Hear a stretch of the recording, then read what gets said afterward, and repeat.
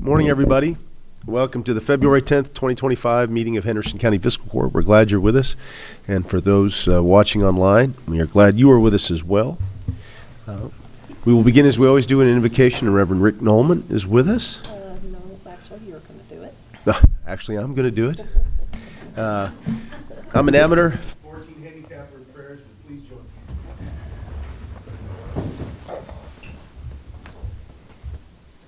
Dear Lord, please watch over this body as we do good things for our community. Please guide our decision making to improve the lives of our citizens and their families. Please watch over our first responders and healthcare community as they continue to do good work for our community. And do please watch over our military men and women here abroad. We say these things in Jesus' name. Please join me in the pledge of allegiance. I pledge allegiance to the flag of the United States of America and to the republic for which it stands, one nation, under God, indivisible, with liberty and justice for all.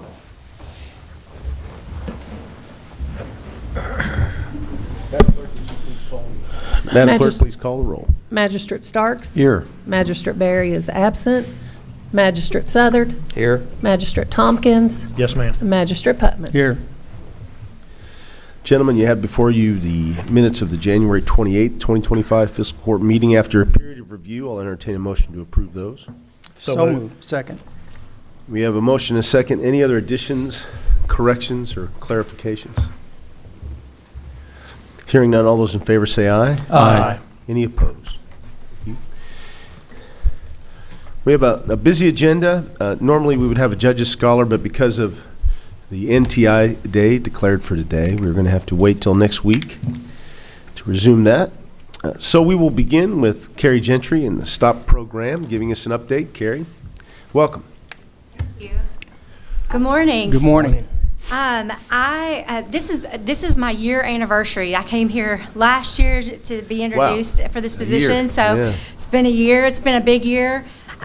We've done a lot of things in the community, and so I was just going to give you guys an update of what we've done. Most of you all have seen that we had a pretty successful raffle, Drive to Recovery raffle, and I was proud to announce, thanks to everyone who purchased a ticket, thank you to Larry Bennett who donated all the prizes, we raised over $282,000. So it was pretty amazing. Some of the programs that I've been doing is in regards to STOP projects, so that's what you guys have helped fund it is. We've done our educational programs for the schools and businesses. This year we have added a vape program. So we've gone into the high school, we've gone to South Middle School, North Middle School, and Holy Name School. We have presented to over 400 middle schoolers, over 220 high school students through HCHS and Central Academy. We've partnered with Pittsburgh Tank and Tower, and during the month of December and January, we've handed out over 144 doses of Narcan for all of their employees for just necessary when they're out in the field. We did the Narcan training as well as addiction awareness training. We are adding Gibbs and Accuride to our training as well, so we'll be going out to their facilities to just educate on Narcan, addiction awareness, and basically what the programs are designed for in the businesses is to, everyone there is either a parent, will be a parent, has been a parent, or is a grandparent, and it's just always good to know what addiction looks like, because sometimes it can go unseen and undetected. So we educate on all of those things. We'll have another parent safety summit coming up soon. We haven't set the date yet for that. But the next big thing that we have coming up is in March is our Spring to Sobriety events. And all throughout the month of March, we're going to be doing sober events at the clubhouse where we'll do pretzel making, crocheting, exercise, Zumba, work, different events going on at the clubhouse just to teach people about sober fun. And then we're going to end the month off with an open mic night. I have a Nashville songwriter coming to perform. We're going to have a stand-up comic that lives in Nashville now, and then as well as a storyteller. And then throughout the night, we'll also have people they can sign up for 5-minute spots. So go like and follow our Facebook page because that's all on there as well. We hosted a back-to-school bash in August, gave out Narcan as well as school supplies, and we're just continuing our community engagement. And then at the end of the year, of our year, so to speak, in August, we will have our overdose awareness block party again, which last year in 2024, we had almost 400 people come to that event at Central Park. So we're hoping to make it bigger and better for next year. But thank you, guys. Thank you for your support. Thank you for the funding, for approving that. Because without you all, I wouldn't be able to get to do what I get to do. So I just thank you. Do you all have any questions for me in regards to? Well, mentioning the opioid settlement funds, I know you're well aware of the reporting requirements, so make sure you keep track of all these activities for that report. And so far, I think it's been a good use of those dollars, and it sounds like you're expanding your reach too. So I hope, against hope, that we're bored of all this in 10 years because you've made a huge dent in illegal drug use here. Who knows? But thank you for everything you do. Thank you. And I'll email a copy of this to Mr. Wisen, so that way he can have that and put that in your all's files as well, because it has more numbers and it's more of a breakdown, just to let you guys know in more detail what exactly the funding is going towards. Excellent. So, thank you. Well, Carrie, just to comment, it just goes to show you we got the right person in the job. Well, thank So you. the city and the county kind of got this right, and that was and that campaign was fantastic. And I'm telling you, you could be a star just as talent in commercials. So. Well, thank you, thank you. The great thing about that Drive to Recovery is also it brought a lot of awareness. And what people didn't see on our side was we did have people get into our facilities due to some of the stories that were being told throughout the campaign. So there were tons of TV appearances that happened that people knew where to call. And so we were able to plug people into resources, and we're still getting that. And that's been a really great thing. So to be able to plug someone in and get them help when they're asking for it has been pretty amazing to see that happen. So so thank you again, because it takes a team. It takes a village. They always say it takes a village to raise a kid. It takes a village to keep a community going and to stay healthy. So anyway. Good job. Thank you. Thanks for leading the charge. We appreciate you. Yeah, thank you. Yeah, Carrie, let me ask real quick. I think we're in a lot better place right now than we were 12 months ago as far as the overdoses. Is that correct? That is correct. How are things working out? So as far as reporting goes, I know that the Henderson, the city police, they no longer track overdoses at this point because the overdoses have dropped. So that to me says that we're getting Narcan into their hands. In regards to addiction, the numbers are not going down. And actually you start to see it in younger and younger people as well. So we're starting to see young people being affected because they don't know what they don't know. And so that's where I come into play. Something that we've done that's a little different this year that we didn't do in years past is I actually contacted the recovery community at UK, the University of Kentucky, and they gathered data. I like data. I think it's very helpful. And so she was like, well, it's kind of hard to track education, data in education sometimes, because if you're not giving them a test, then that you can't track the data. So what we did was I sat down with Nicole and looked at all of our programs, and we created a pre-survey and a post-survey so that we could see exactly if our education was landing in the right spots. And we just launched that, our pre-survey and post. We did it with Holy Name. They had about 90 kids. And the feedback was pretty amazing, actually. The kids get it, and they understand it. They don't understand it until you educate them. And so I just wanted to make sure that we were going in the right direction. So those pre-surveys are going to be game changer for a lot of the programs that we push out. I know, serving on the County Board of Health, there's a concern that we're not getting as much data through the health department as we have in the past because there was a change in state law. As far as before, parents had to opt out of certain programs, and the drug program being one of them. Now it was changed so you have to opt in. and there's been lower participation. And that's where they used to get the information about, how many students had smoked first, or how young they were when they first, tried drugs and alcohol and all that. And I know there's a effort right now in the state legislature to change that somewhat language to make it easier so that we can get more data, because we need that, don't we? We absolutely need that. Actually, I was just talking to Mr. Thompson right before we got here a little early. We thought the meeting was at 9, so we had a lot of time to talk. And we were just discussing about how things really, honestly, aren't set up for kids, for young people under the age of 18, to get treatment. The resources are lackadaisical, to be, for lack of words to say, but there's not a lot out there for young people to access, and unless you have deep pockets, because it's very expensive to send a kid to treatment.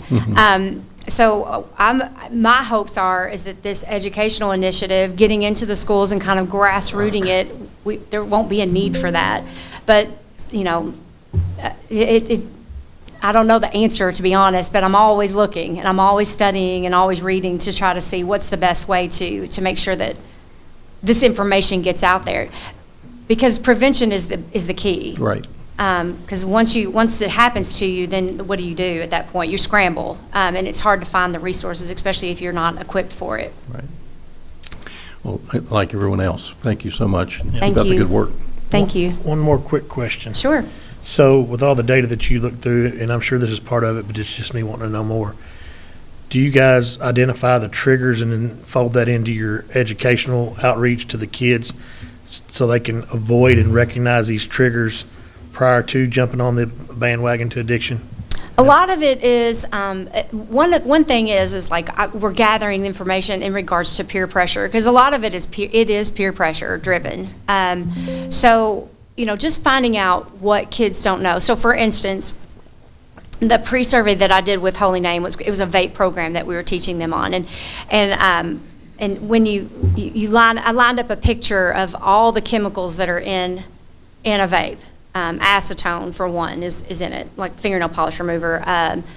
Household products are all in a vape, even ones that they sell at the store. And so the kids had no idea. Even one of the clients that went with me to present this, she had no clue. And since then has gotten off of the vape. She's like, I gotta quit, because I didn't realize what I was smoking.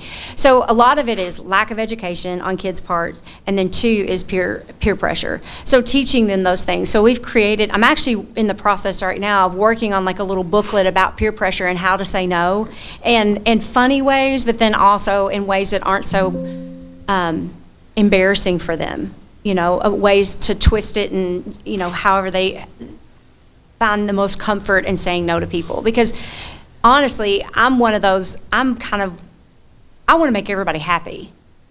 And I'm a people pleaser. And I have a hard time saying no, because I'm like, oh yeah, I'll do that. I'll take that on. Just bring No it is on. often the hardest word in the English language to say. It is. It's one of the hardest ones to say. And so just being creative with the kids, because connection is key. Getting them to like, know, and trust me is another key. But then also educating them so that they catch that information. That's what I enjoy doing, is going out and just getting them to like, know, and trust me, being familiar to them, and a safe place for them to land. And hopefully that's where they start to make those educated decisions to say no, because they honestly don't know how. Because we as adults sometimes don't know how to either. We just do it in different ways. Yep. Thank you. Thank you. Thank you, Carrie. Thank you. Next, we have visitors from the Henderson Fire Department who are going to give us a presentation on the Fire Science Pathway program at Henderson County High School CTE unit. If you don't mind, gentlemen, just introduce yourselves. Morning, I'm Fire Chief Josh Dixon. I have with me Division Chief Casey Howard. He's our Chief of Training. We appreciate you all letting us come and talk with you about the Fire Science Pathway. So, as Fire Chief, when I first became Fire Chief, I had a vision and a goal of making a priority to bridge the gap between our fire departments and our school system and opportunities in emergency services. And I feel that the fire science pathway will allow us to do that. I've got some positives of this pathway that I think are very important to point out. So if students decide, one is if they don't decide not to go to college, this allows them to have a pathway to set them up for a future outside of high school. That's one positive. And then another one is opportunities in the city and county to recruit and keep our own here in this community. And something that's important that I thought in the chiefs meeting we had the other night, the county chiefs meeting, is the chiefs spoke out about concerns about recruitment, retention in their fire departments. And so this is a benefit for them too, to get young adults on this pathway and possibly get them the staffing that they need as well. And then opportunities for students to be able to use these certifications anywhere in the state of Kentucky. So once they graduate, even if the job opportunity is not here in Henderson, they can have opportunities in Owensboro, Bowling Green, Madisonville. So again, wonderful opportunities for this. We put a great deal of time and effort in this. I can't commend the school system enough of them meeting with us for hours about this and getting this pathway going. And with that, I'm going to turn it over to Chief Howard and let him go over some data information about this pathway to help you all understand it a little bit better. Morning. Good morning. I'm Division Chief Casey Howard, Training and Safety at Henderson Fire Department. I just want to share with you all a little bit of information about the pathway in case you don't know what it is, or we continue discussions in the future about the pathway so that we're all kind of on the same page about it. Like Chief Dixon said, it's been a pleasure to communicate with the school system about the pathway and the potential of bringing it here to Henderson, Kentucky. But I want to discuss the why and the how we're going to do it and why we're going to do it. Fire service needs people, and that's volunteer service and career fire department. In the last 40 years, volunteer firefighters dropped 220,850 members, and career departments have dropped 80% decline in applications in the last 40 years. In addition to that, the U.S. population just continues to grow. It's grown over 100 million in the last 40 years, and the run volume within the fire service has tripled. And we are not getting any younger, right? As you can see, just by looking at this chart, there's a good possibility that 50% of the current fire service could retire in the next 10 years. And it's very important for us to do succession planning so we can have new hard chargers to take our spots whenever it's time for us to retire. There's lots of jobs available. In 2023, there were 326,800 firefighting jobs open and 270,000 EMS jobs open in the same year. And we've done some research with local departments in the last 10 years. These are the numbers of personnel that they've hired. Henderson is 33, Paducah 46, Owensboro 89, Evansville 122, Bowling Green 147. And like I said, these guys that they've hired, eventually they're going to retire too. So we're going to have people in their spots to take over for them. And this doesn't even mention other departments. These are just the phone calls that we made, not to mention Madisonville, Morganfield, the new department that may be starting in Vandenberg County and other departments around the tri-state. And of course, this doesn't show the volunteer departments around our area that are also in need of personnel and succession planning. At the time of research for this presentation, just on Indeed alone, there's 26 firefighter openings, and a lot of municipalities and counties don't even post on Indeed, so that doesn't even take into account other openings that are out there right now. Partnerships, as Chief Dixon said, will help fill this gap, and so far we've had an excellent partnership with Henderson County High School and the school board and with the Board of Education to start on the path to creating this pathway for the students at Henderson County High. So what is a career and technical education?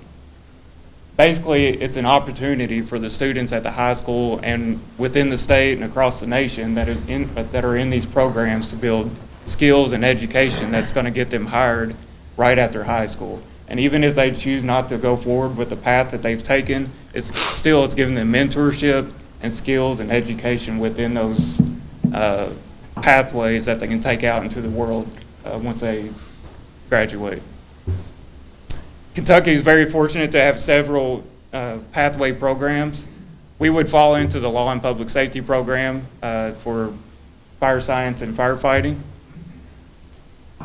And not only that, but Henderson alone is very fortunate to have such a large CTE program. It's actually one of the largest in the state.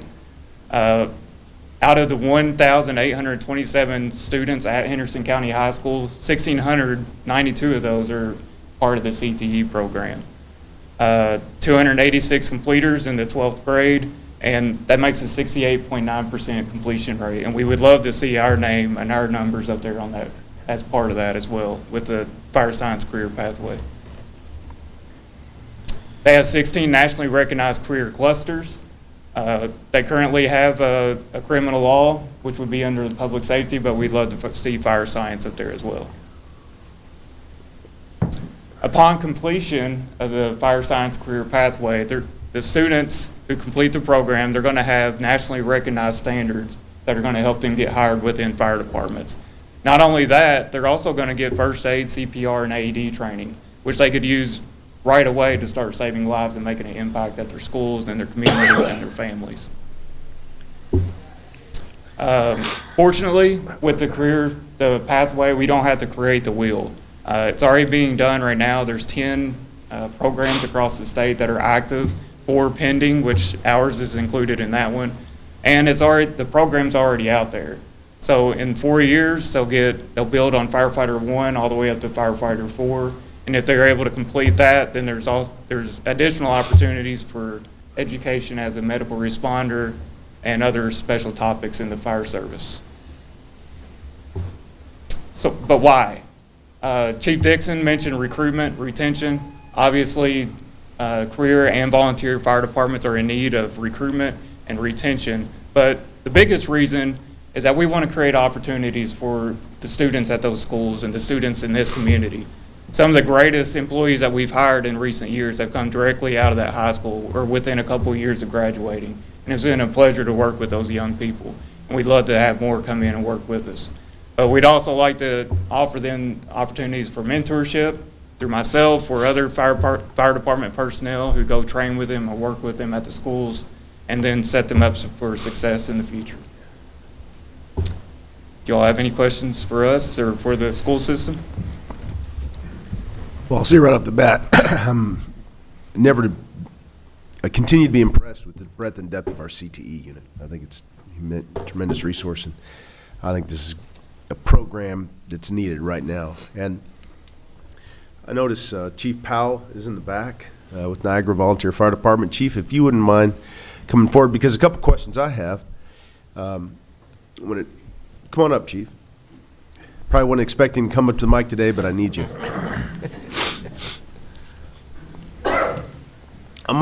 And you correct me if I'm wrong, Chief Powell, among the challenges the volunteer fire departments have in recruiting is some of the certifications and training they have to do on their own dime because the local VFDs can't afford to do it for them out of their own pockets. Some of the CTE training, does that cover those certifications, and will that help the VFDs? Absolutely. It's going to be the basic same thing probably that they're going to do in Greenville right now at a school down there. They go down there, and in how many weeks? It's usually 12 weeks. 12 weeks, they can get a job anywhere. Now, this here won't be quite that much, but they have the opportunity to be able to finish that off, fine-tune that at a facility similar to that, or try to get it here, but through these guys or something, but that will move you right into a job right off. And as he was saying, the first responder stuff, I'm saying the medical side of it, you can go to using that as soon as you get that. As soon as you get trained to do that thing, you can start that. And we'll have these people all over our county. For my department, and my department is no different than anybody else's out there. There's 3, 4, 5 at every department that you can depend on to come there and do that. We have to buddy up and be on another department, just to have enough people to be able to get our state aid and things like that, and to have a efficient group of people to work. They're not coming on. We, as a volunteer, don't have the ability to impress these young people, show them what we'd like for them to do, and the time anymore. Back whenever I started, worked on a farm, we could go at any time. Today, and I didn't have to work for a public job. Everybody's got to have a public job anymore to be able to make a living to keep going for the volunteer side. Whenever they get to this group, they have that. But then on their 2 days off, they can do volunteers at a fire department, or they can do other things too. They can ride with the ambulance, be an EMT, and there's a lot of them that do that right now. If we don't get something going in this county, as I spoke with Judge before, in the next 10 years, these gentlemen are saying they're going to retire out, well, we're going to age out. You know, there's what's happening right now. Our numbers are closer to the 45 and 50 range of people that we've got. So in another 10 years, they're going to be much older. So we need something going on here to get them interested at the high school level, where you can really capture them and get them interested in something else. They're all looking for something to do to help their community out, I believe, in some way or another, whether it's church or whatever it may be. I'm going to ask again just to make sure I fully understand. So there is training that a volunteer coming to you off the street right now would have to go through on their own dime to be able to work the trucks and do the activities you need them to do. In the CTE program, many or all or a good number of those certifications will be part of the program, and the cost will be covered by the schools? That's the way I understand, yes. Okay. Absolutely. Awesome. And they'll do it while they're in school. Right. Not taking time at night away from their job or the family that they might have. And I'm talking about the 20 and 25-year-olds, you know, maybe not the 18. But if you can get them in at 18, they're going to be much younger than that when they start as a freshman. If you can get them interested then, I'll just say, Judge, I've been doing this for over 50 years now, and it's a great reward. Mm-hmm. It makes you feel good here, and I know it will the other people that tries to get into this program too.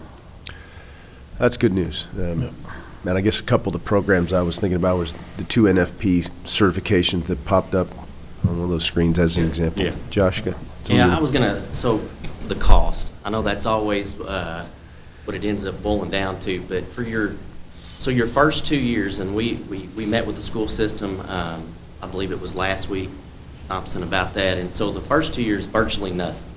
The school system's willing to pay for the curriculum, which is a few $1,000s, and then the city or the fire department, we're going to provide the instructor for the first 2 years. After that, the third year is what's pivotal, and I think I talked to Mattress Tompkins about this the other night at the Chiefs meeting, is that is when we will need an instructor full-time. Now, what is that going to look like?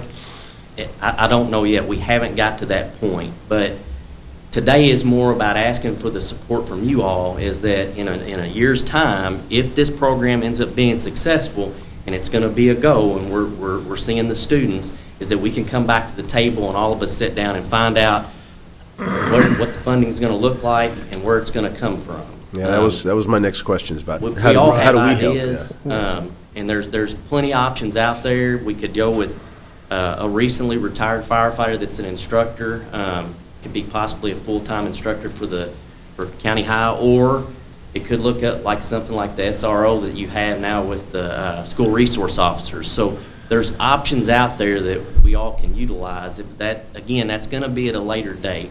But really the point of the meeting was that just the support of this program from you all is that in 2 years' time, we can come back and we'll all sit down and say, hey, this is what we need to make this a go. Well, and I also told, Chief Dixon when we were speaking, it's going to be critical right now where we've got the foundational pieces getting in place. Don't wait until that 2-year time frame is up. Let's go ahead and start talking about how we're going to start funding these things, who's going to be the participants in the funding of this, whether it's a 3-way split or whatever it ends up being. But it's no secret how involved I am with the CT and how big of a passion it is of mine. I think this is an absolute no-brainer for us to bridge a gap, to coin the term there, for our volunteer situation, which is going to be a problem for every person in our county, if you realize it or not.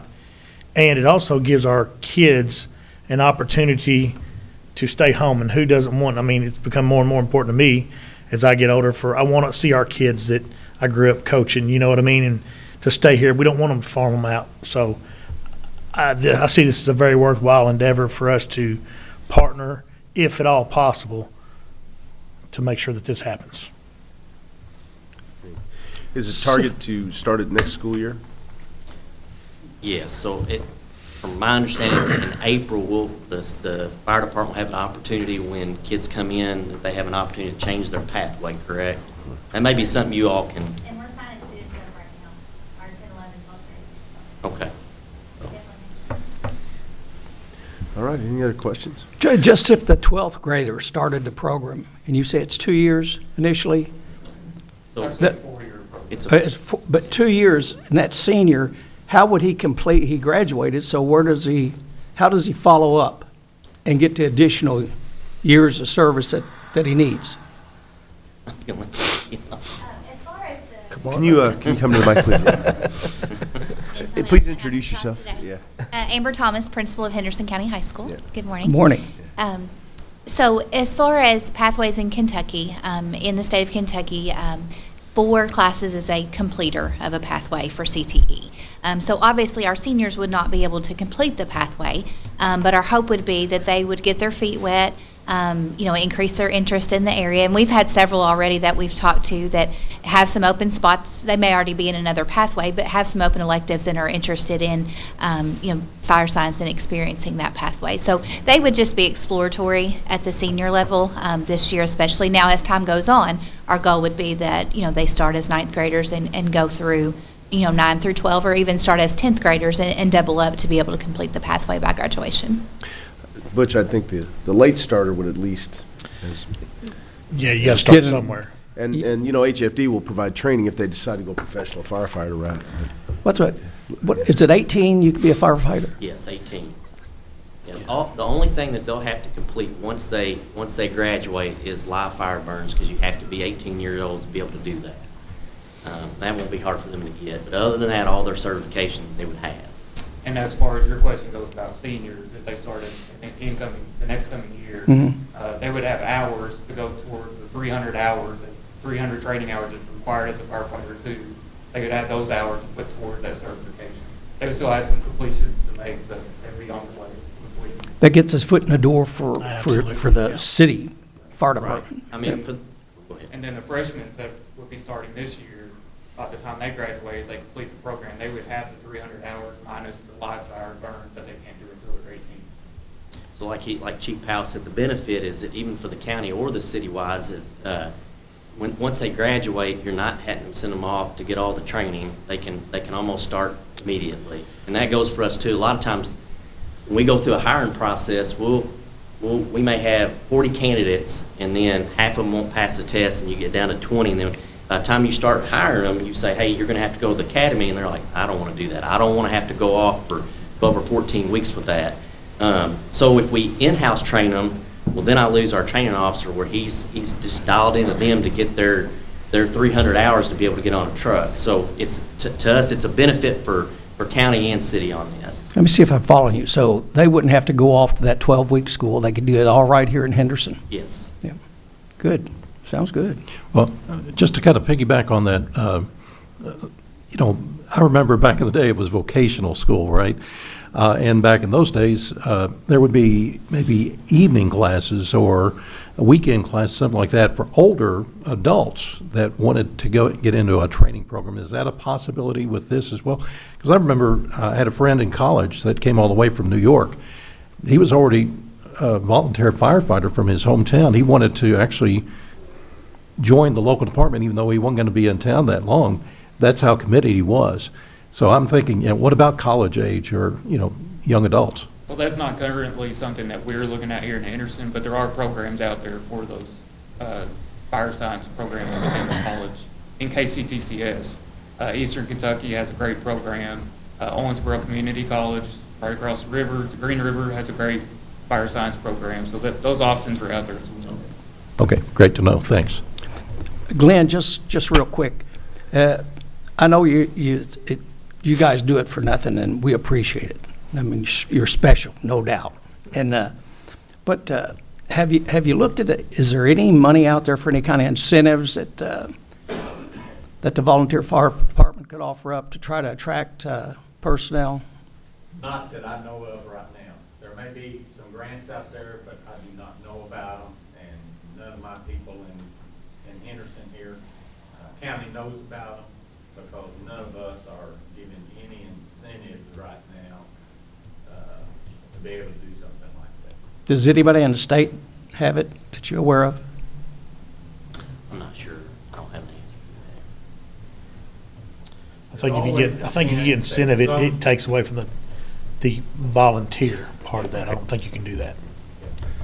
Well, I'm sure there's a bunch of legalities about all Right. that, and that's probably another reason we've not jumped on that. I do know in Indiana somewhere that, you get paid for a small amount for making every training you're supposed to make, making a run and showing up on that run, but we do not do that around here. And I don't know of anybody that does it over there. I've just heard of it, that they do that. T-shirt. Indiana's structured a lot different than Yeah. Kentucky. Yeah. They got closing fund, closing fund, and from those things that I just mentioned, goes into that, and you can get, jackets and things like that sometimes.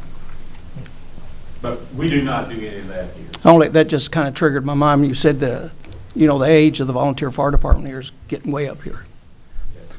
So, and I like how it kind of marries up with the CTE program on firefighters. That could give you an in, maybe, to somebody that's, like I say, maybe working at Pratt and got some time off, could work as a volunteer fire department. And a lot of our firefighters that we have today, they volunteer for the county departments as well. That's great. A large amount of them.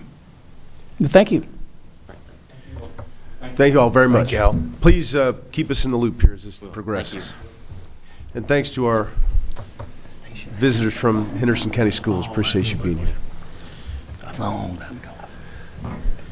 we have another presentation from recent graduates of Henderson Leadership Initiative, whose project for the year they are calling a Virtual Citizens Academy. And this is something that is designed to benefit both the city and county. And I asked them to come today and give a presentation on this concept.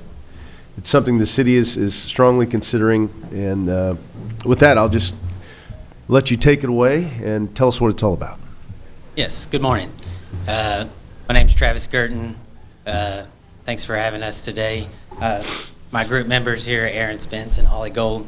Like Judge Snyder said, we want to tell you about an opportunity to improve our community with a Virtual Citizens Academy. And fresh off of graduation, we're eager to learn. And we got a little dose from it, from what we could get from HLI, and we want more. And I know that I'm not alone in the city and the county and in our community, because I've asked around.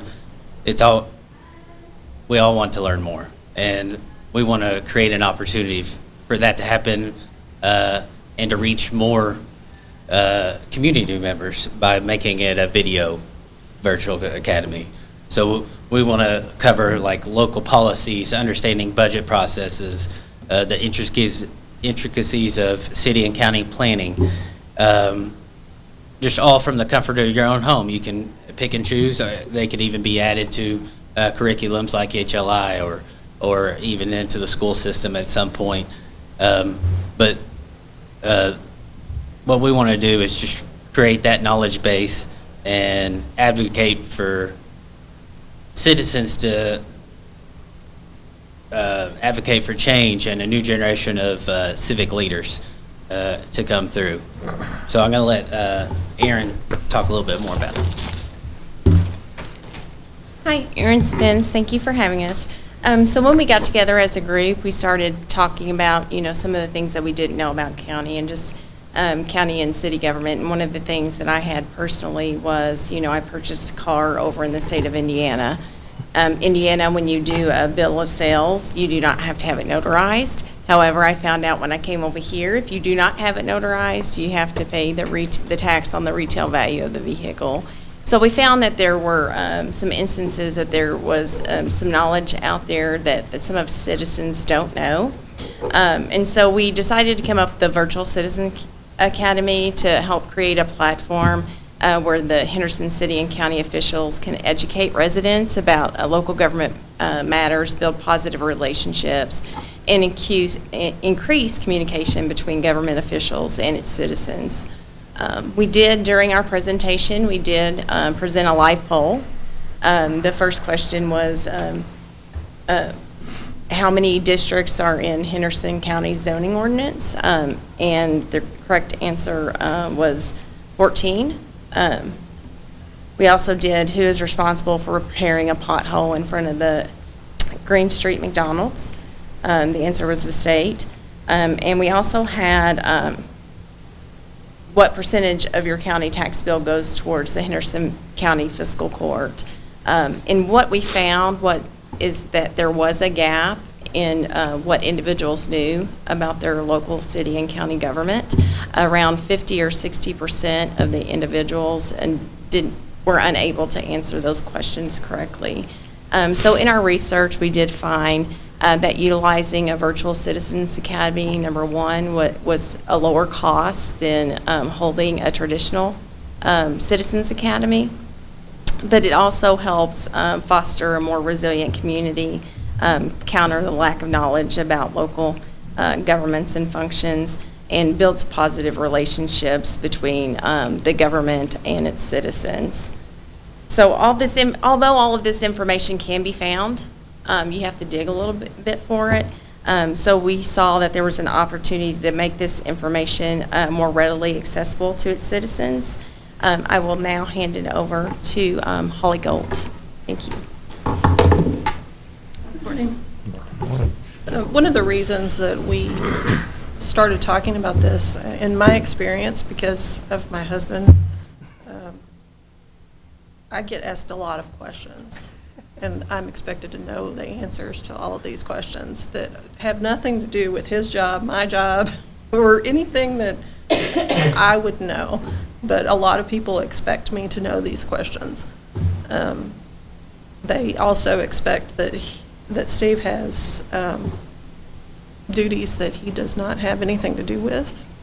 They ask me these questions all the time. So I'm the local expert at my work on everything that relates to government, everything that relates to the judicial system, and they all come to me and ask these questions.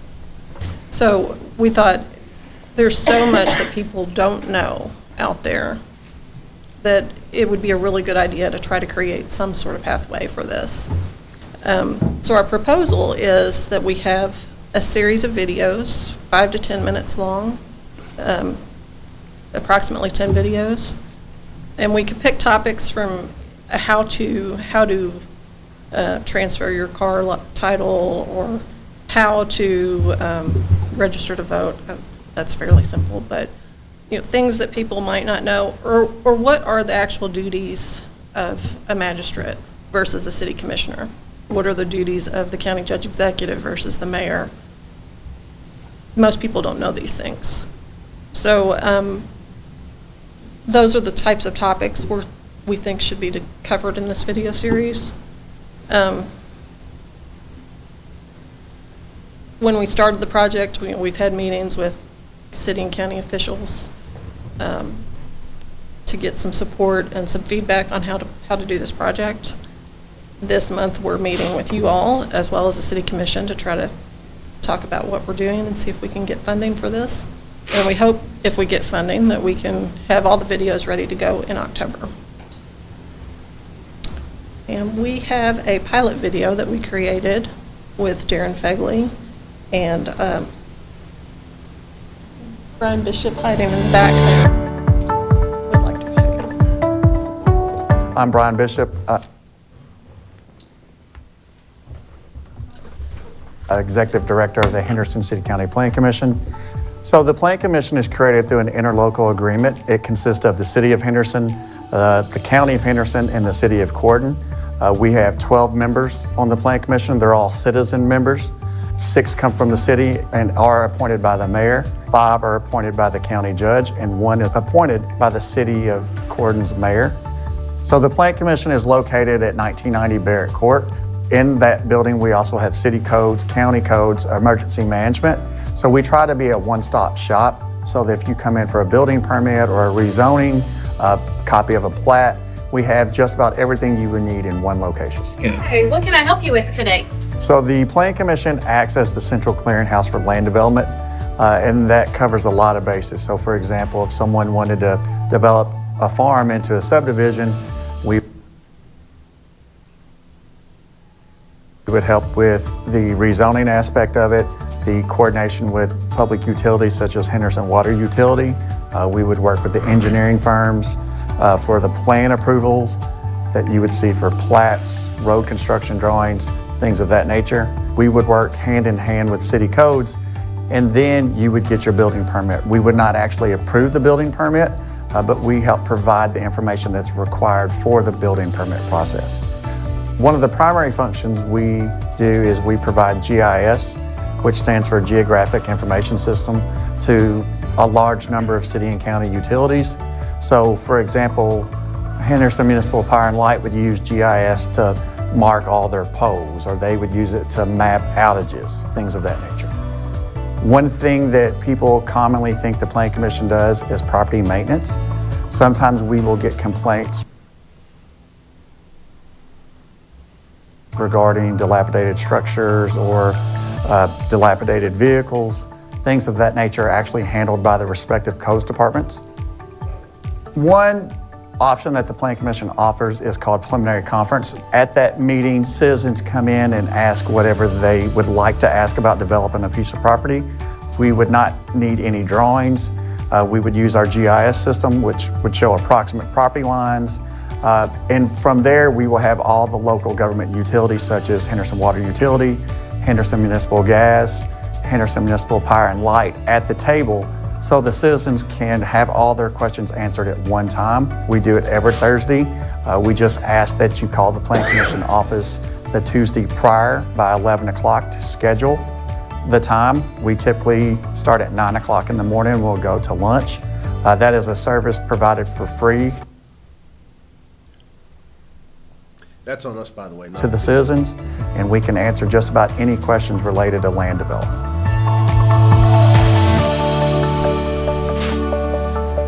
Sorry about that. No problem, no problem.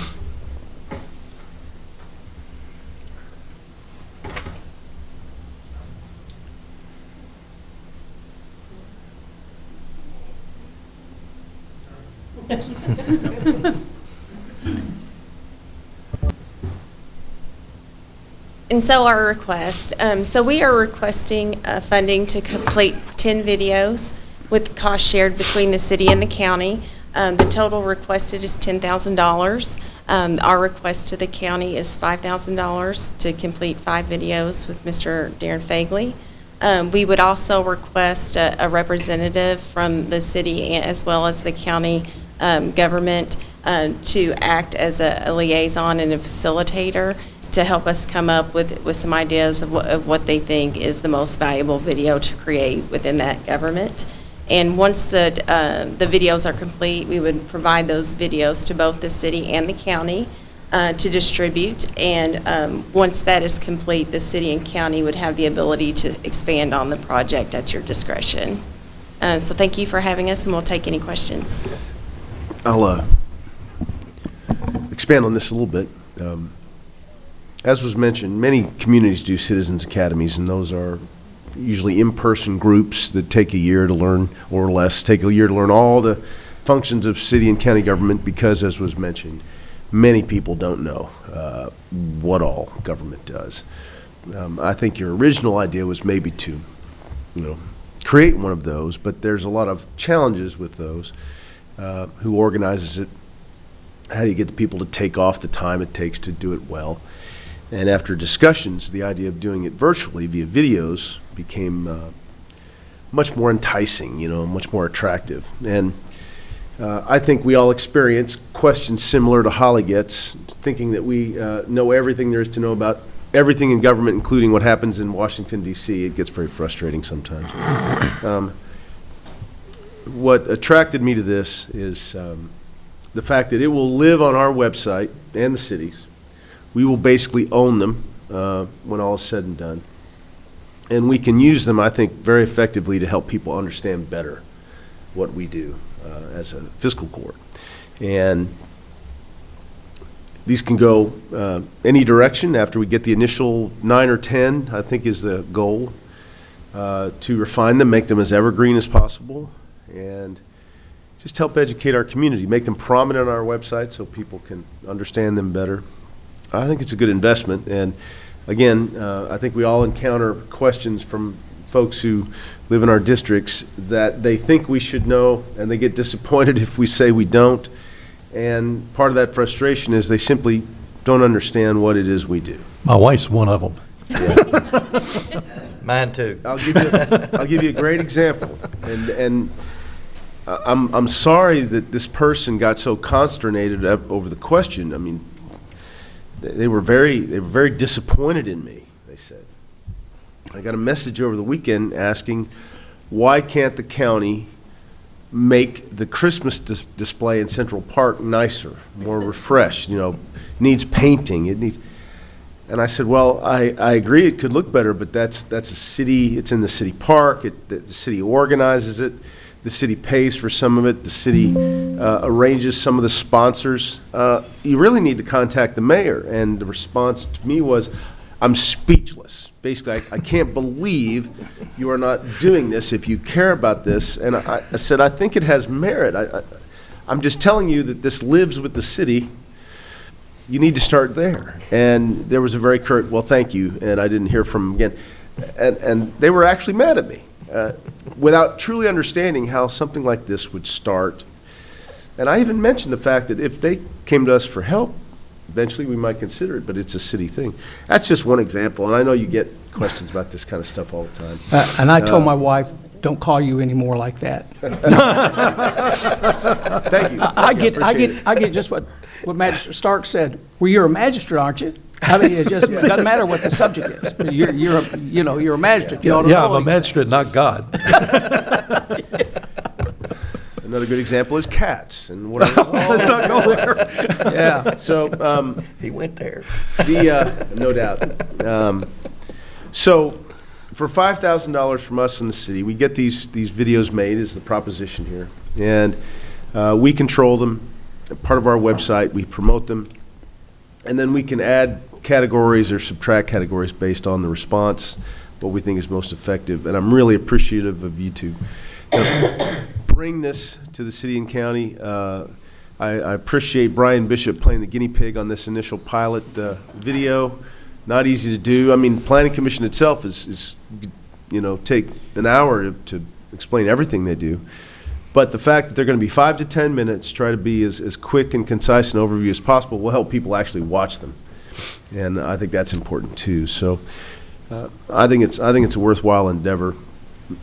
And this is different per se than funding a nonprofit that we do, and we encourage them to come during a certain time of the year and apply. this is for something that we will own and we will utilize. And So it'll be up to have us some to make direction. sure it gets socialized and people know it's available. Yeah. So, So with when that, you- I'll also, go ahead, Tim. when you on graduation night, y'all had a little clip where it showed different questions and is that kind of the way you're going to go with this or how are you going to pick what you're going to put on? So that's why we're requesting a liaison from the city and county to help us. I'm assuming the city clerk or the county clerk's office has a lot of information that she can provide. Now, what I will say is these videos, although, yes, Mr. Brian Bishop is the director of the City County Planning Commission, is currently in that role. We're trying to keep it to where it's more based upon the department and what they do, so that way you don't have to redo it. Yeah, every not so much time. the people involved, but Not the much the process. people, but the process of Right. the Because the people will departments. change, right? Yeah. Well, it was actually, it was kind of like little cartoon skits.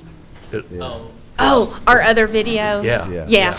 Those were examples of other citizens academies that we found on the internet to help, show that, this is out there. We really found one that was very interesting out of El Dorado, Kansas, and they do a video. They have probably 30 videos on their website, and they're very specific. One is specific to, the budget process, and one is specific just to very individualized things and not departments. We were wanting. Their videos are longer. Yeah, they are 30-minute long videos. So what we were wanting to do is focus on those areas where there's a lot of questions, there's a lot of misconceptions, and try to bring those to light so the citizens, so they can go in and spend 20, 30 minutes watching the videos and have a better understanding of what each part of the city and county municipal government does. Our goal is for government employees to not have to spend a chunk of their day redirecting citizens to other locations or saying, that's not what I do, you need to go here, and hopefully reduce those questions. We like that our citizens are asking questions, but we want to keep our government running efficiently, and by educating our citizens, we want to elevate them. We don't know what the pain points are. We don't know where people have problems, where Right. people are asking you things. My biggest they're thing is- repetitive, I'm sure. My biggest thing is difference between state and county and city. Yeah. You could do a whole series on. Oh, yeah, well, you could do a month-long series. So this may be more of a proof of concept if it is used and people, are learning from it. You'll probably get comments and feedback that may lead into some of those more specific, longer type things if that's what people are wanting, right? So that's my question. So, good idea to start this, but then do we have plans to use it effectively? Otherwise, it's wasted money. Well, first of all, I'll volunteer to be the liaison from the county to Yeah. the group. And this is also something that the city-county co-op group can kind of review together to make sure we agree on, common Well- themes. And I think from what we've seen from other communities that they used as examples in their presentation, that it is effective. And I think the key is the topics and how well the videos are done, how well they're executed, And number one, we have a great videographer and creative guy in Darren Fagley who we're working with on these and does them relatively inexpensively. I think, Taylor, these have a potential to be really, really popular on the website. I Something think you people engage misunderstood with my all the time. question. It's not the value that this has. I agree with this. Yeah. How we manage it. If we don't, who's going to manage the questions that come from this? We don't want to waste their time and effort in this doing that if we're not going to effectively manage it and use what this springboard is what I was asking. I'll make a commitment that Brent Jacobs and I will Okay, guarantee that's all I was everything we asking. 'Cause can. great start, but how are we going to help use what this great start is? It is certainly something we don't have in our community now. Agreed. No, I think it's a And- great idea. And to give it a shot, to see how Yes. it goes, I think for the vast sum of $5,000, it's worth trying. No, so. yes, absolutely. I think it's a great idea. I just I was wanting to see, and obviously I I'm volunteer with to you. help.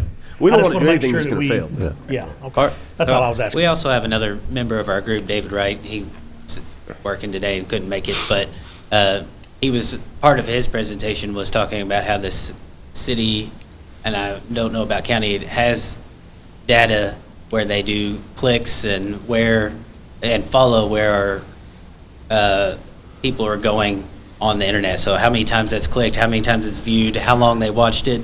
They have data like that could See what potentially people be analyzed to see Value how to- effective it is. To focus our efforts on that, so that's good too. Yeah.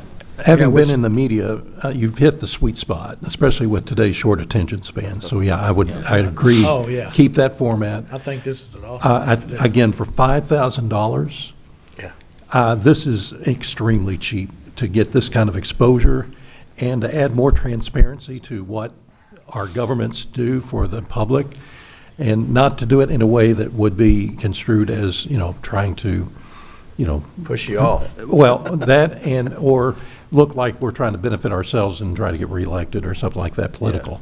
This will be just strictly information-wise. I'll just say this, it wasn't until I was in my third year of college that I took a class that talked about really what my rights were as a citizen in a community and how the court systems worked. And I took a criminal justice class.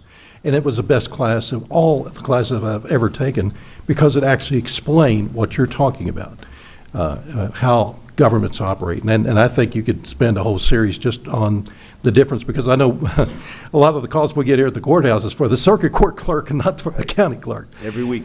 So again, I commend this wholeheartedly for it, and hopefully we can. And I agree. We've got to promote it too. I would like to see maybe a way that at the end of each video is maybe a link and for more information. Okay, here's who you go to. So, but I think it's a great start, a great idea, and I'd also like to see maybe somehow incorporate it into our school system so that our young people can be exposed to it as well, and maybe in a more mandatory way, and then just trying to Google it on a website. Yes, we believe this is just the start. I can see it going further, having a potential of making more videos and promoting it, having a virtual Citizens Academy month where there's a big promotion, maybe even introduce an annual in-person class on an annual basis, just to Kick it off. keep people focused on it and getting volunteer in a variety of different topics. And for years to come, maybe people would look forward to that class and follow the videos that get posted. Yeah. I agree. If you feel confident enough to go ahead and vote on the 5,000, be happy to. I'll make a motion to approve the $5,000 short. I'll second that. We have a motion and a second. Any other discussion? All those in favor say aye. Aye. Any opposed? And I'll work with you on how we deliver that to you. And you're going to be presenting to the city tonight? Not today. Not today. Well, we'll keep track of how that goes, and then I'll report back to the court on progress. And appreciate you being here. I think it's a great idea. Thank each of you. Thank you. Thank you all. We appreciate it. And on a side note, the new HLI class starts later this week with a retreat, and our own Master Taylor Tompkins will be part of the new class, as Carrie Gentry will be as well. Super. And so we have a wide range of age groups. Yeah, old people like me. I'm looking forward to it, right. Okay, now we have a public hearing to go into. Many of you might recall the vote of the Henderson County Drainage Commission to dissolve itself. And part of the process for concluding that dissolution is a public hearing. So any member of the community can offer their comments about the dissolution of the Henderson County Drainage Commission. So first thing I'll need is a motion to go into public hearing. So move. Second. We have a motion and a second. All those in favor say aye. Aye. Any opposed? We have with us the president of the Drainage Commission, Billy Ray. Anything you would like to add to the conversation? I'm going to need to swear you in on this one, believe it or not. Steve, would you mind doing the honors? Do you swear or affirm that, excuse me, do you swear or affirm the testimony you're about to give is true and accurate to the best of your knowledge? Yes. Floor is yours. I have a lot of paperwork in front of me right now, so the knowledge is strictly from here, and a lot of people would debate that. I just want to first thank the community for supporting the Ditch Commission for as many years. I'm thinking it was almost 90 years this year that we've been cleaning out ditches and trying to keep the flow of water from the county and through part of the city. But all the ditch commissioners were very proud to do their job, and we've discussed that y'all are going to do something different, and we would be willing to work with them and try to advise them on certain ditches because we do know them. But that's mainly, just wanted to say thank you for the community for supporting us through these years, and hoping that the magistrates, looking back at you, will support this act that we do of cleaning ditches for the next 90 years, okay? Mm-hmm. And that's all I have to say. Thank you. Thank you, Billy Ray. Anybody else like to speak to this issue? I have to ask 3 times, so I'll ask again. Anybody like to come up and make public comment? Anybody else? To follow up on what Mr. Ray said, Ditch Commission worked hard for many, many years to perform its duties. It saw a relatively small amount of revenue come in versus projects that were more and more expensive. And almost from the time I was appointed judge and started attending Drainage Commission meetings, the challenge was always enough money to do what was needed. And the only way to really fix that on fiscal court side is to dissolve the Drainage Commission and create new Henderson County Drainage District, which we've talked about many times, and that should be starting with the new fiscal year. And we're going to be able to devote more resources to it. And as Mr. Ray mentioned, it's our intention, it's my intention anyway, to utilize the former members of the Drainage Commission to act as an advisory committee. The governing body of the district will be fiscal court, and utilizing Nick Stallings as kind of our director, or at least the person will help implement whatever we decide to do. So we have a structure and money to devote to this. So I think in the end it'll be a better, more constructive way to help drainage in the county. Very important issue. So thanks again for all you did too, and your fellow commissioners. With that, unless anybody has anything they'd like to say. Does this open up any opportunities for maybe more grant funding? Potentially. That'd be great. Potentially, yeah. With that, I'll entertain a motion to go out of public hearing. So moved. Second. We have a motion and a second. All those in favor say aye. Aye. Any opposed? We don't have anything more to act on that at the moment. We just wanted to make sure we provided the public hearing. So we've done that, and stay tuned on next steps. Gentlemen, in your packet is a message from KYTC asking us to consider a letter of support to get the Green River designated and approved as a maritime highway.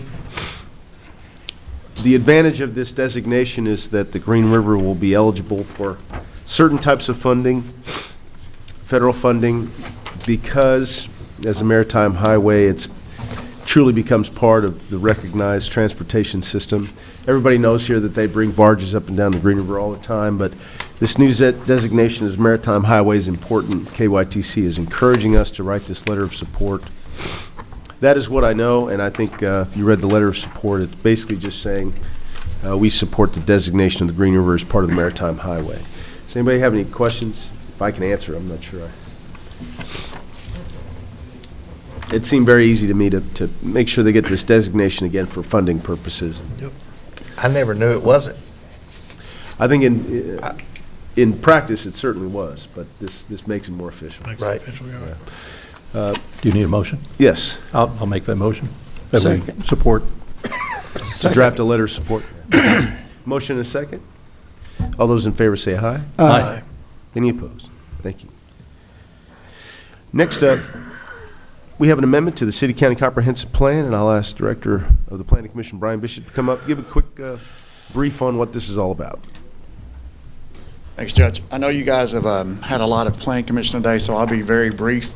The comprehensive plan is largely a document that we use to help make decisions on planning, zoning, subdivisions, things of that nature. The Planning Commission is required to prepare this by KRS. We typically adopt it every 5 years. But one thing that's specific to the Fiscal Court and Board of Commissioners is that you have to approve the goals and objectives. You may remember late last year, we had a few workshops about the I-69 chapter, which we have been specifically reserving just because we didn't know where I-69 was going. And then if you include the city's proposed backage road near I-69, it was a good time to go ahead and include all of that. So with that, I would request that the Fiscal Court approve the goals and objectives, as the Board of Commissioners hopefully will. And then from there, the Planning Commission itself will adopt the chapter, so the meat and potatoes portion of it. Once we have that going, you do not have to do anything, but we will share with what the Planning Commission does. So with that, I'll do my best to answer any questions.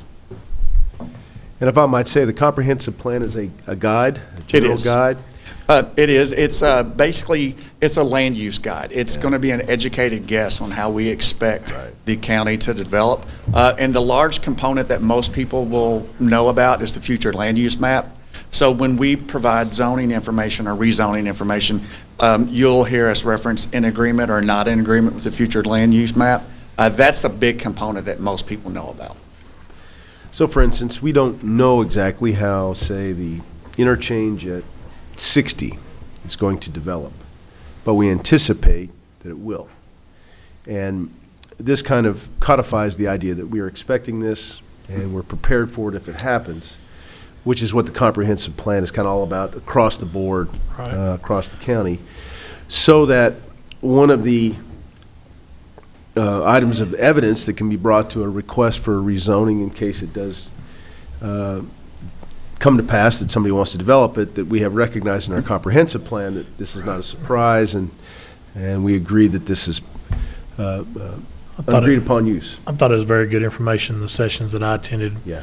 Really educated me on just that very reason right there. And I think it's also good to have that information. That way you say it's not a surprise, and it's... Yeah.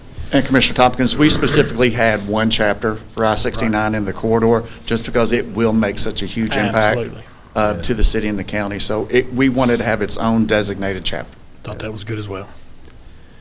Any other questions? So we can change this plan if something we don't foresee. Yeah, we're required to change it.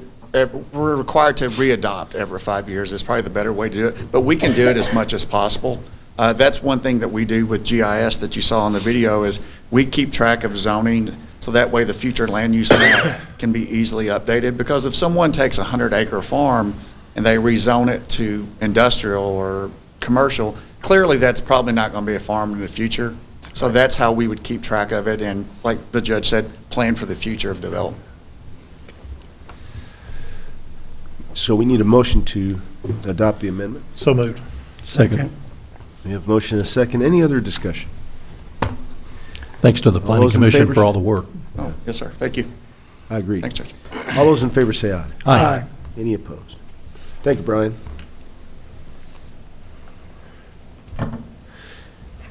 Okay, we have a resolution based on a potentially harmful bill that's been introduced in Frankfurt. It's HB 253. It's been introduced by 3 legislators who I don't know personally, but it is basically a changing the administration and distribution of occupational taxes, local occupational taxes. And then under the HB 253 proposal, people would record their information and pay their occupational tax to the state, which would then take a fee and then begin to allocate it back to the counties. Meanwhile, we would be left to do all the work and enforcement and all the in the trenches activity, but they would be controlling the money, they would be taking that fee. And I do not know probably a single county in this state with an occupational tax that agrees with this plan.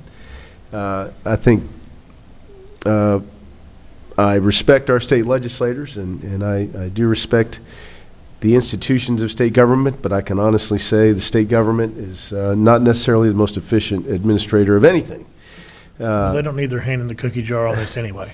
And we have a very effective local occupational tax administrator. Many of the systems that are proposed in HB 253 make me raise my eyebrows and wonder if that actually would be effective.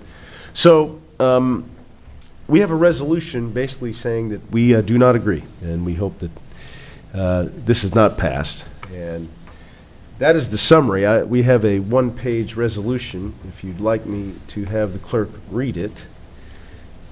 Summary was good with me. Yeah, Summary. Summary would be good too. But you know, they don't even say what when they're talking about assessing the fee, the state treasurer, what they're going to take out of it. Right. You know, and then I guess my question is, would you have to apply to the state for this occupation? To get your money back? To get to get any of it? I mean, how's that work? I don't know. I mean, that's really vague. I mean, it's kind of vague. Yeah.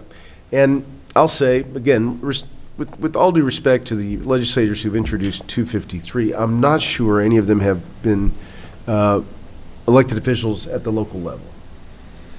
And sometimes there's a disconnect in Frankfurt between what they pass and how it impacts county and city governments. And I'm not sure what the impetus of this House bill was, but I think that they don't truly understand how something like this would perhaps hamstring local governments, local county governments, in addition to the added fees that would be kept denying counties that money to use. but it's just another grab that by has the yet to be state. determined. Huh? It's just another grab by the state, you know. Exactly. Potentially. And again, we fully respect our General Assembly members. You know, it's not always the most efficient thing to do to turn a process over to the state. So I'll make that motion. I'll have I'll be happy. a recommendation just to read the summary. Sure. Yeah. Resolution opposing legislation that provides for the state collection of local occupational business fees or taxes by the Commonwealth of Kentucky. Entertain a motion to approve that. So moved. Second. Can all those in favor say aye? Aye. Any opposed? That did not take long. We need less bureaucracy, not more. And especially, we need to actually have more control or have more options for raising our own money as opposed to having our money taken away and redistributed. It is true that county governments have very limited ways to Revenue streams, create yeah. revenue, and impacting one of them in that way is dubious at best. We have a resolution in your packet on a memorandum of agreement for 2024 EMA program funds. We have EMA Director Kenny Garrett here. Anything you'd like to add to this? It's an annual requirement. Yep. And again, we have a lengthy resolution, or we can read the summary. Okay. Resolution authorizing county judge executive to execute memorandum of agreement with Kentucky Department of Military Affairs, Division of Emergency Management regarding Federal Emergency Management Performance Grant, or EMPG, eligibility. Mr. Gold, you made the point that we pass this every year, different times of the year, but. Same resolution, different dates. Yep. So we have a resolution, got a motion to approve? Oh, hang on a second. Sorry, one last thing just came to my mind as you said that. I will note that this is the third year in a row that those funds have decreased substantially from the state. Yeah.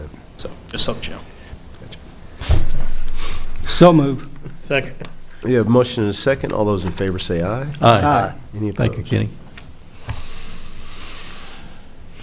Next, we have the Detention Center SAP modification resolution, and this was something that Jailer Todd talked to us about the last meeting, I believe, about the fact that he was wanting to have certain number of beds recognized for SAP programs by the state, and they informed him that they were a little overcrowded, so the approved number of beds would be slightly lower. And this resolution is the one that recognizes the smaller number of beds, and this is not a long resolution. I'd like the clerk to read this one, please. Okay. Resolution authorizing Henderson County Judge Executive to execute Department of Corrections Substance Abuse Program, SAP, contract modification. Whereas the Henderson County Jailer has an existing contract with the Kentucky Department of Corrections, or DOC, to operate a substance abuse program, SAP, at the Henderson County Detention Center, HCDC. And whereas the Department of Corrections has determined that the maximum occupancy of the HCDC SAP program should be reduced from 80 beds to 50 beds, reducing the funding from $650,065.60 to $378,166. And whereas the Henderson County Fiscal Court approves the recommendation of the Henderson County Jailer that the attached agreement be approved. Now, therefore, be it resolved that the Henderson County Fiscal Court hereby authorizes Judge Executive Brad Schneider to bind the county to the terms of the attached agreement with the Kentucky Department of Corrections for the operation of the substance abuse program, and directs him to execute said agreements on behalf of the county, along with any and all other necessary and appropriate documents required to effectuate the intent thereof. Need a motion to approve that resolution. So move. Second. We have a motion and a second. Any other questions? All those in favor say aye. Aye. Any opposed? Thank you. Next is our resolution recommending our battery energy storage system ordinance proposed change go to the Planning Commission to begin the process of a public hearing and then coming back to us. And if you read the suggested new language, you'll notice in the resolution, before I read it, the one change we made, and after consulting with Mr. Gold on this, we really wanted to bulletproof the section that requires the volunteer fire department chief to approve of any project in their district.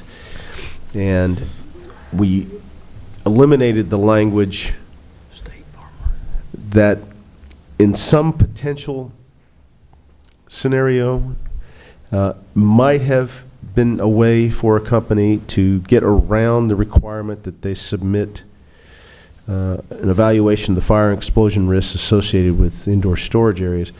We changed that to make perfectly clear that they will do this, they shall do this, and provide copies to both the state building codes inspector and the fire chief in the district. So that is the change here. I think you'll see that one crossed out bold lettering. That is the one change. Any questions about that? So I'm going to read the resolution. This will then go to the Planning Commission for a new public hearing. And I hope, Mr. Bishop, I made very clear that this really is a very simple change and only makes it stronger. So, if you don't mind, Ms. Clerk, I'll go ahead and read. Okay. This is resolution number 25-05, resolution originating proposed text amendment to Henderson County zoning ordinance found in the Henderson County Code of Ordinances and Appendix A thereof, which would amend Article 32, Battery Energy Storage Systems, or BESS, of said ordinance and refer to the Planning Commission in compliance with KRS 100.211. Whereas the Henderson County Fiscal Court is tasked with providing for the general safety and welfare of the citizens of Henderson County, and whereas as stated in 1.01 of the Henderson County zoning ordinance, the purposes of the ordinance include promoting the health, safety, morals, and general welfare of the community to facilitate orderly and harmonious development and the visual character of the community, to regulate the density of population and intensity of land use in order to provide for adequate light and air. And whereas Henderson County Fiscal Court deems in the best interest of Henderson County to make certain amendments to Article 32 of the Henderson County zoning ordinance. Now therefore be it resolved by the Henderson County Fiscal Court as follows. Number one, pursuant to KRS 100.2113, the Henderson County Fiscal Court hereby proposes and originates the amendment of the Article 32 Battery Energy Storage Systems BES of the Henderson County zoning ordinance by amending 32.04B4 as follows, with deletions in bold strike-through and insertions in bold underline. A technical opinion and report complying with all current and future applicable NFPA standards shall be prepared to evaluate the fire and explosion risks associated with the indoor storage area and to make recommendations for fire and explosion protection. The report shall be submitted to the volunteer fire department chief in whose district a best project is proposed. The opinions and reports shall require the approval of the state building codes inspector and the fire chief or his or her designee's approval prior to issuance of a permit. The technical opinion and report shall specifically evaluate the following. A, the potential for deflagration of flammable gases released during a thermal runaway event. B, the basis of design for an automatic sprinkler system or other approved fire suppression system. Such design basis shall reference relevant full-scale fire testing or another approved method of demonstrating sufficiency of the recommended design. C, the provision by the applicant of strategies, training, and equipment for local first responders and plans for ongoing hazard containment utilizing contractors or in-house emergency response teams funded and directed by the applicant. And D, any other questions or requirements specified by the VFD chief or his or her designee in whose district a best project is proposed or by the state building codes inspector. 2, the Henderson County Fiscal Court hereby directs and requests the HCCPC or the Henderson County City County Planning Commission in compliance with applicable laws to hold at least one public hearing after notice is required by KRS Chapter 424 and make a recommendation as to the text of the amendment and whether the amendment shall be approved or disapproved, and to state the reasons for its recommendation. I'm going to motion to approve that resolution. So moved. Second. We have a motion and a second. Any other discussion? So All those in favor say aye. let me be sure Oh. about, just to clarify and put this in country boy English. This says that the fire chief has to sign off on a project before it can move forward, and there's Yes, no way to get before it be around that. permitted. That's why they said shall. Yeah. Well, as you read it, the applicant will file this report, and unless the volunteer fire department chief approves of this report, a permit shall not be issued. And even as currently written, it does say that the opinions and reports shall require the approval of the state building inspector and the fire chief. But there, like the judge says, there were some scenarios that somebody could have read some of that earlier language as being an or. So this just clears that up. Just clean Where that up. It's definitely, puts the volunteer fire chief as having to approve. This really was the intent all along. Yes. And now we've got it in black and white. Just Yeah, just right. more formalized. I agree. Yeah, so. good And deal. and arguably it was before. It's Yeah, just, yeah, it's just, this making makes it it even crystal tighter. clear, yeah. It's always our intent. As we often say, ordinances passed are living documents, and sometimes tweaks are needed. And both the city and the county were the first ones in the entire state, local governments, to write a best ordinance. So it's not surprising that we're, finding potential pitfalls. But I think in this case, this fixes it, and hopefully get it through the process here. So we have a motion and a second. Any other discussion? All those in favor say aye. Aye. Any opposed? Thank you. We now have another second reading of an amendment to zoning ordinance, if you want to take that away. Okay. And this is, Says. this is the second reading of the moratorium on solar development. It is a couple, 3 pages. If you want to have us read it. Summary. We can read the summary. Okay. Ordinance amending the Henderson County zoning ordinance found in the Henderson County Code of Ordinances in Appendix A thereof, which specifically amends Article 30, Solar Energy Systems, SES, of said ordinance to institute a 2-year moratorium on Level 2 solar energy systems. So move. Second. Sorry. We have a motion and a second. Any other discussion? All those in favor say aye. Aye. Any opposed? That is done. Okay, we've got some bids to open, and always a fun time for Nick Stallings. One is for fuel and one is for asphalt. All right, going to open the fuel bids.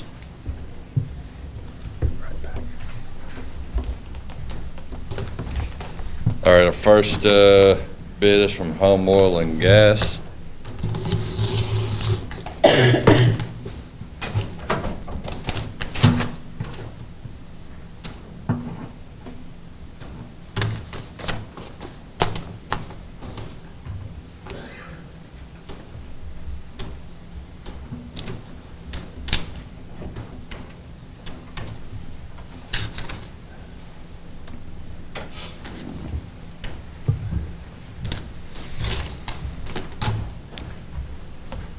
Okay, they're what we bid on is the margin. The bidder margin for them is .0325 because this is margin between wholesale price and what they're going to charge us. Yes, because obviously as the price per gallon goes up, then everything else goes up because how the taxes are calculated. All right, our second bid is from Petroleum, or Heritage Petroleum, and their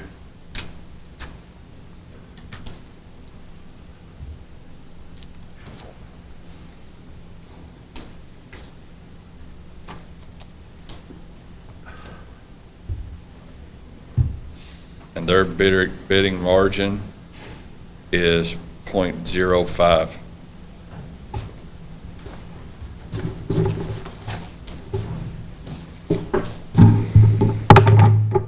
This last one is from Petroleum Traders.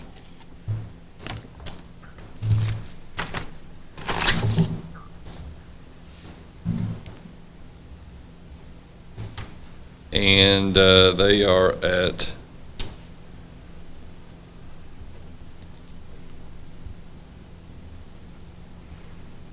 a .0638 is their bidding margin. So those I'll take back, make sure everything's done properly, and then come back next. Our current provider did not bid. No, there's no, Valor did not submit a bid. Is that just gas?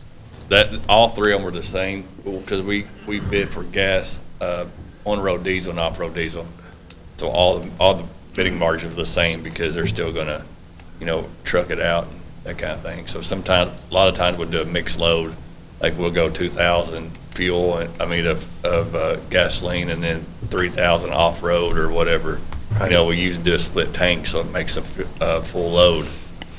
And, that's what their bidding margin is for all three types we get. Then, there is a recommendation on,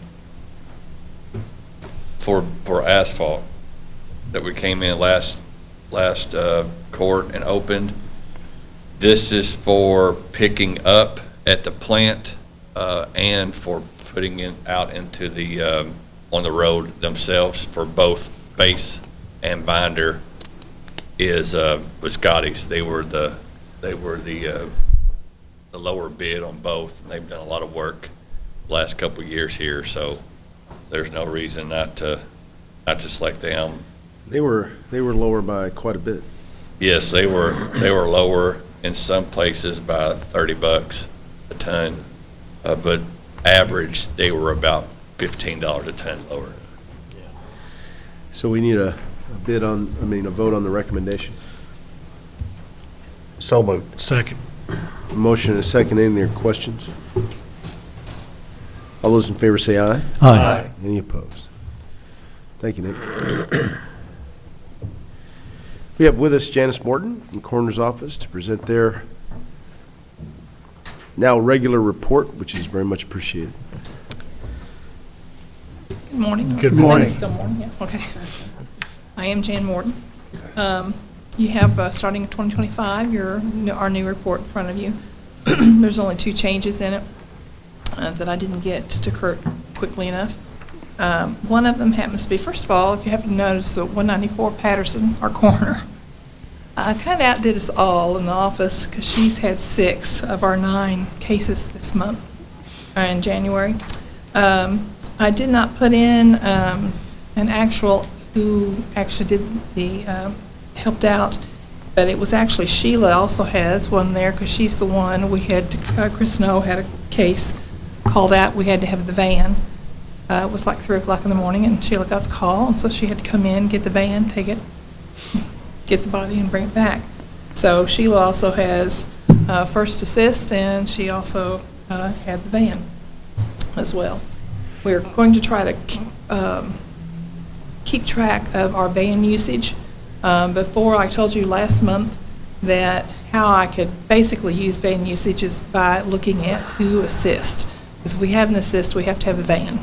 And so we'll have 1 or 2 people coming to help move and that type of thing. So, but I didn't find out until yesterday that actually Sheila was the one that assisted on Chris's van use here. The other thing is that going back, we talked a little bit about cremations last month, and so I did separate these out. We have case cremations. Those are the ones that we're already investigating because there are cases already. The second one, though, is the one that we have to put some extra effort into because no one can cremate a body in the state of Kentucky without having an investigation by the coroner of whatever county they died in. And so we had additional 11 cases that we did have to do investigation on, so we had a total of 15 cremations for the month of January. I will tell you, this January was very, very light. I kind of thank the Lord for that. We are down a couple of people at this point. We did get a higher end. You know, so 199 is Ron Adams. He's come back to work with us again. So I'm not sure. Y'all have any questions to send me just there babbling on? So. Questions for Jan? No. I guess the only one, and you had to excuse me, because I can't remember, what is the amount that is budgeted for those cremations? She's talking about not ones that we pay for. You don't pay for those. Those are ones we have to sign off on to have. Okay, that's not coming out of our coffers. No, but what it is it is a workload on us because we have to do the investigations for those. So why is that again, that somebody dies of cancer and their family wants them cremated? You guys have to sign off on that? We do have to sign off on that, and I think it is just really making sure if you cremate a body and something comes up past, you can't investigate that. No going back. Yeah, there is no going back.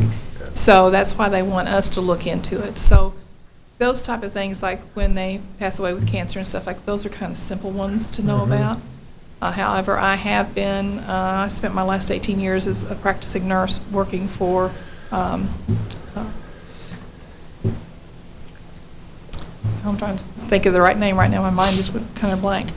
But I did attend to death a long time ago where we had a patient who did have cancer. We were taking care of him for that, but he did commit suicide.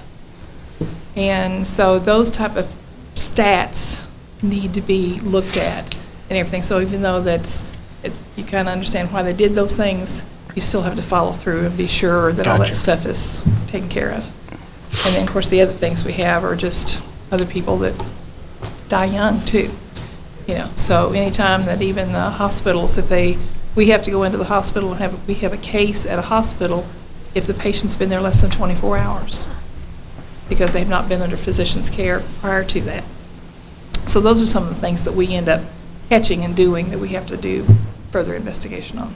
So, is there any other thing in here? If you look down the side here, I've given you the number of deaths, males and females, natural deaths, and those are the things, the cancers, the heart attacks, those type of things fall in that natural category.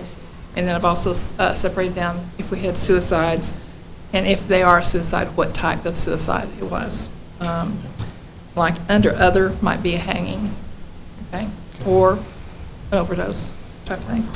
Accidentals, by our medical examiners in the state, if we have a person that dies and it is drug intoxication, it is always listed not as a suicide because you don't know what the intent was behind that. So we list those as accidental deaths. So if there's anything else that you'd like me to give you information on, please let me know. All good information, thank you. Okay. Yeah, I was just going to ask, I see 193 is still vacant, so you're still in the process of one more hire? Yes, we have. Of course, 190 was Bruce's position, and then 193 is still vacant, and we're Coming along with that, do you have any prospects? Or? Well, we're hoping, if you notice 198, Vincent, he's actually retired. I did not take him off here because I'm hoping after a period of time, he will come back and help us out. So I did not take his name off here. So technically, 198 is vacant as well right now. And when I said thank the Lord for only 9 cases this month, it's because Sheila and I are carrying about 15 on-calls in January, and the same thing here in February as well. So we're trying to make up that difference there. As long as the caseloads stay down, it's manageable. Manageable, okay. Any other questions of Jan? Thank you. Thank you very much. Thank Appreciate you. you being here. You have in your packet the regular sheriff's monthly reports, unless Sheriff Stauffer has anything to add. Entertain a motion to approve those. So moved. Second. Motion and a second. All those in favor say aye. Aye. Any opposed? Mr. Gold, the report. Says I've got 4 checks today, 2 interest checks, $267.96, $88.06, jail fees, $281.03, and another interest check, $79.62, bringing today's total to $716.67, and the total for the fiscal year to $158,948.70. Motion to approve those. So moved. Second. We have a motion and a second. I don't know what. Taylor and Tim are knocking a lot of these out for us. All those in favor say aye. Aye. Any opposed? Treasurer Ryder.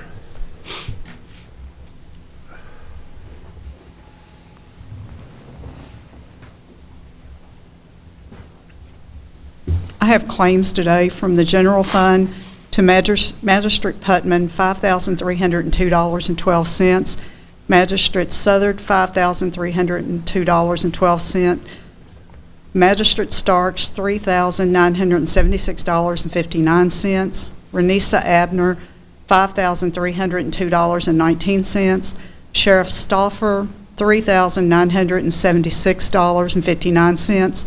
These are all for training incentives for calendar year 2025 and is to be paid with the February 13th, 2025 payroll. The magistrates will come from the Magistrates Training Incentive Appropriation line. Renisas will come from the Clerk Training Incentive Appropriation line, and Sheriff Stauffers will come from the Sheriff Training Incentive Appropriation line. Also from the general fund to E-Line Financial Services, which is the clerk's credit card, $1,493.25. The majority of this is coming from the clerk's office supplies appropriation line. To Lowe's, $519.14.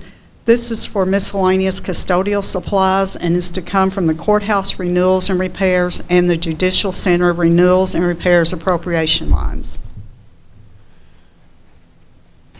From the road fund to Adrian Garage Door Repair, $16,800. This is for a shop garage door replacement and installation and is to come from the maintenance and repairs appropriation line. To Diamond Equipment, $39,990. This is for a trailer and is to come from the new machinery equipment appropriation line. From the jail fund to Jailer Todd, $3,976.59. This is for training incentive for calendar year 2025 and is to be paid with the February 13th, 2025 payroll and is to come from the jailer's training incentive appropriation line. To Advanced Document Solutions, $811.35. This is for copier agreements and is to come from the data processing equipment appropriation line. To U.S. Bank, which is the credit card, $2,854.24. The majority of this is to come from office supplies and staff uniforms appropriation lines. That's all. Move to pay the claims. Second. We have a motion and a second. Any other questions? All those in favor say aye. Aye. Any opposed? Thank you. Thank you. Anybody in the audience like to say anything for good of the county?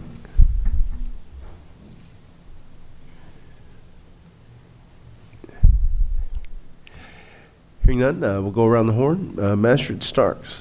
Well, did we want to take up the resolution? We got word right after the start of the meeting that we're going to have to make another tweak. The state is recommending yet another change, and we will be back in touch with you. Okay. It may involve us having to hold a special called meeting, so stay tuned. But thank you, Judge, and thanks, everybody. Well, we've covered it all today, I think. Everything from drug education to a new safety initiative with the fire department and training program at the high school, and then, of course, all the weeds that we sometimes have to go through with planning and zoning and all that good stuff. But I think it's all good today. And I just did want to make mention, there's going to be a mobile dentistry van in Henderson this Thursday. From what I understand, I heard all this on the radio, so it has to be true, right?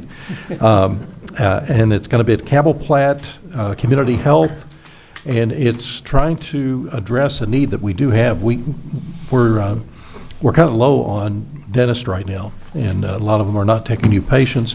Plus, there's a problem with number of dentists that are available to take low income, maybe no insurance or Medicaid type things. Anyway, all that doesn't matter. This is for everybody, depending, no matter what you need, from age 5 on up. And they're going to do this several times throughout the year. So I think this is great. It may not solve all the issues, but it's a step in the right direction. So I just wanted to throw that out there. And I think you could contact Community Health for more information on that. And I think we had a great trivia night. Sorry I couldn't be there. I was out of town that night, but congratulations to the Rotary, and that'll hopefully raise some good money for worthy projects in our community. Happy Valentine's Day, everybody, and stay healthy. There's a lot of bugs going on out there, as I think some of us know too well. And so do everything you can to stay healthy, drink your orange juice, and with that, I'll say all else is good in the 5th. I think you're looking at me when you reference bugs going around, and I do appreciate your patience with my voice and sniffles, but it'll be all right. I'm on the mend. Mr. Gold, your report. Judge, things are good in the county attorney's office. It's interesting having my bride here today. That was great. But on somewhat the same line of what she was talking about, the idea of trying to get people more educated about what it is we do and how their county government works and can help them. I've talked to some of you about this a few times in the past. I'm on the board of the state YMCA, and they're the group that puts on the Kentucky Youth Assembly, which is a model legislature for kids to go up, and they pretend to be representatives or senators and have their own bills and things like that, and they learn about how state government works. For years, I've told them that they're missing out because a whole lot of people have a lot more contact with their county government in one way or another, and that they really should look at coming up with some sort of county government experience for young people to learn a little bit about how county governments go. They had experimented a few years ago with a Louisville City experience, and that went well, but the thing is, Louisville, the city of Louisville runs differently than everywhere else in the state.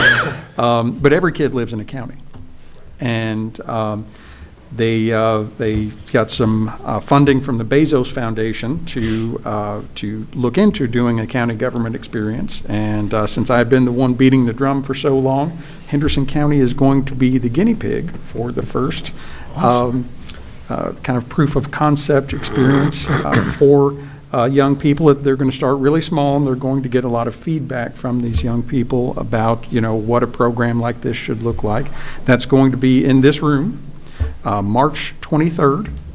So it's coming up pretty soon. They haven't given me a whole lot of details about this yet, other than that they're going to be here March 23rd. And thanks to the judge for, that is a Sunday. It's weird, but thanks for allowing me to come in and open up the building for them to use on that date. I'm sure that many of you will be contacted about maybe stopping by and saying hello, or saying a little bit about what you do. That would be the same for sheriff, jailer, coroner, everybody, those sort of things. I don't know exactly what that time frame is going to be yet, as far as that they would want us as the public officials there, but I hope you could, if asked, stop by for a few minutes and just say hi and see some young kids that want to learn a little bit about what we do here in county government. And I hope that they can take this and turn it into something that they can replicate across the state. I think it's something that would actually be a great partnership with CAECO if they're able to get a program that is workable and they like it. So just continuing on that theme of more of letting people know what it is we actually do. So. Other than that, things are great in the county attorney's office. Thank you. Master Putman. Thank you, Judge. I like it, what Mr. Gold just said. I don't know how many times I've approached teachers at the high school as to bringing some of the students to fiscal court to kind of see government in action. I know we do with the Judge's Scholar, and from time to time we have the ambassadors that come, but it's a good move. That's smart. There's a lot of power in educating and knowing. So I like it. We had a lot of interesting things today too. I mean, honestly, Magistrate Starks kind of hit on all of it, but it's been an interesting court today. So, having said that, all is good in the fourth, Judge. Thank you, Master Tompkins. Start out with saying that. The judge, the engineer, and myself have all continued to work with the solar companies that are out traversing the roads in Robertson. While we all realize and can appreciate the inconvenience and dirtiness of the roads, we are working with them to try to get that done. And I can attest that street sweepers, Nick saw that as well. They're continuing to water the road. They're working to get some high-pressure attachments and things like that, and they have also hauled in a few hundred tons of rock, which is a lot, to redo all the entryways off of their construction sites into that. So that's continuing to be a work in progress, but please continue to contact us as you have issues, and we're going to work through them the best we can. I'd like to echo the comments. I think it's really cool that, Steve, you guys have got that done. That's awesome. And, the Henderson Leadership Institute or initiative there, the project that come out of that, the more I found out about that, the more that I have just understood that we have a lot of people in our community that are really engaged. This is a great time to be part of Henderson County. So just excited to see that. Today was a great session, and that's all I've got. Thank you. Master Southern. It's snowing, and we have a river to deal with, and I don't know if anybody's realized it or not, but we had about 250 years worth of limbs that was laying on the ground when this river come up, that I don't know what's gonna do to our ditches, our roads, our everything. So, stay tuned, because I've got a feeling we're gonna get We're going to have to deal with that. yeah, it's gonna be ugly. But, you know, the good thing is we're in a position where we can deal with it, and we have good employees that do us a good job. So I'm, like Taylor said, I'm happy to be involved with Henderson County right now, that's for sure. And with all that, all's good in District 3. Thank you. A couple items. One of the other HLI groups, their project was a new sign for the Women's Honor Court to give it a little bit more prominence, and it looks really good. It's now mounted. It is lit, and at night it kind of gives the biggest impact. So I encourage you to see that next time you're downtown, maybe after hours. If the sun's down, go by and see that. It's really cool, and the whole impetus of that was maybe bringing a little bit more attention to that very unique little spot in our community. And many people don't know. One more thing they don't know about county government bill is that is a county park. The Women's Honor Court is a county park, so we take care of that. And this impetus to spruce it up a little bit, liven it up, was an HLI project. Looks really good. Last week I attended the Kentucky County Judge Executives Association Conference in Lexington. Very interesting, a lot of discussion on a variety of topics now, all impacting counties, and many of the conversations out in the hallway reaffirmed to me that we are doing things the right way here in Henderson County. Some of the questions that were posed of me about things that we're doing here versus other counties that are struggling in certain areas, may be proud to know that people are paying attention, especially when it comes to things like economic development and I-69 and all that. So it's hard to believe, but I'm in my, this is my 10th year, and I'm now one of the senior judge executives in the entire state. I don't know whether that's a good thing or it just shows how many people lose these jobs and how often they do, you know. So, but to be considered a wise old judge at this point, you know, I don't know how much true that is, but people are coming up to me and asking questions, and I brag on our fiscal court and our county attorney and our team up here, our fiscal court clerk, often, and all of our team. So we're lucky that way. February 22nd is the next big fundraiser for a local service organization. That's the Lions Club auction. I encourage you to go. It's a heck of a fun night, and the Lions Club uses a lot of that money to fund scholarships in our community and other grants for local nonprofits.